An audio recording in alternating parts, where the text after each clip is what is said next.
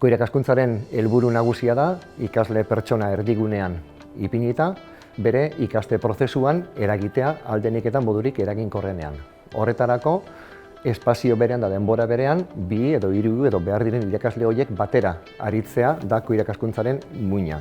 Eta ikastaroaren ardatza izango da ikustea hori zelan formulatu genezaken. Hor behin baitan dauden rolak eta helburuak ezagutzea, rol desberdina baitaude helburu desberdin erantzuten dietenak, eta ikustea ze onura ekarri aldituen ikasketa prozesu oso batean. Ikastaro honek 25 orduko iraupena izango du, hau da ikasleari edo parte hartzaileari 25 orduko lan jarduna eskatuko dio, eta online modalitatean egiteko prestatua dago. Online plataforma batean izango ditu ikasleak ikastaroari dagozkion material guztiak igota, eta bertatik bideratuko da ikaste prozesu guztia. Orduan, ikasleak aukera eta modua daukanean ikastaro aurrera eramateko tartea izango du, eta ikastaroak irauten duen bitartean tutore baten bidelaguntza izango du prozesua aurrera eraman ahal izateko.